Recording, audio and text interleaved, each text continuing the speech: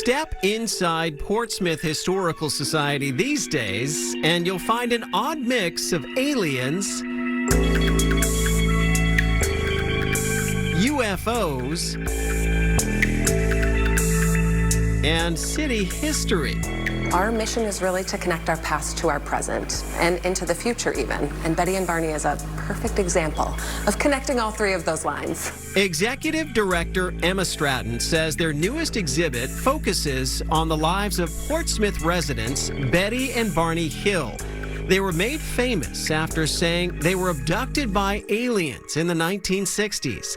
So famous, their story was made into a movie starring Estelle Parsons and James Earl Jones. How do I know this thing happened? How do I know I wasn't just seeing things? These were everyday folks. This was a social worker and a mailman who had this one extraordinary night, an extraordinary experience that defined the rest of their life. The exhibit takes you back to Portsmouth in the 1960s. The space race was influencing popular culture. Pease Air Base was home to thousands of airmen. And newly married Betty and Barney Hill, an interracial couple, were active in the civil rights movement. While they were known for the alien story, their civil rights work is really what is most important about the lives that they lived here. Meredith Affleck helped set up this unique exhibit. She says they used actual artifacts from the UNH archives to retell the story. In 1961, the couple was returning home from a trip to Canada and passed through the White Mountains of New Hampshire. It's after this where their experience begins. They see lights in the sky. The lights seem to follow them. They get out of the car to look at it. Betty, that is not a star, it's a satellite. Exactly what happened was hazy. The Hills say they lost track of time and returned to their Portsmouth home with signs of unexplained activity. Betty had stains on her dress. Barney's shoes were scuffed. There were these spots on the trunk of the car that wouldn't come off. So it was odd. The display includes Betty's dress from that night and drawings Barney and Betty made of the aliens they say they encountered. You can also see the report the couple made to the Air Force about the incident. After that, though, they stayed quiet, fearing public backlash and embarrassment.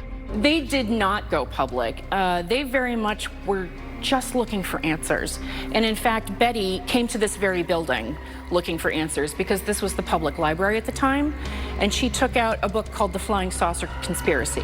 The Hills even tried hypnotherapy sessions.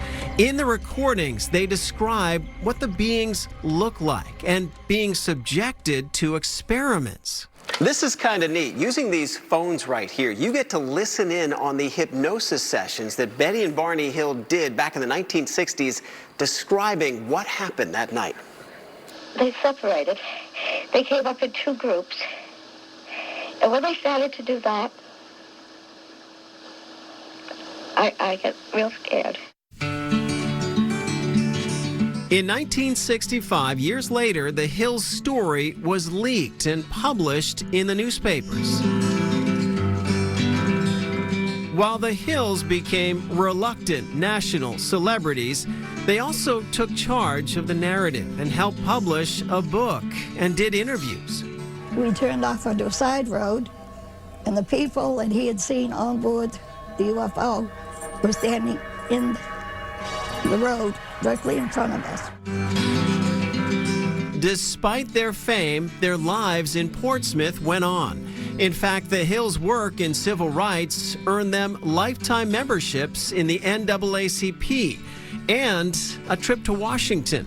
This is a couple that was invited to President Johnson's inauguration, that were special envoys to the UN. They were really doing critical work here.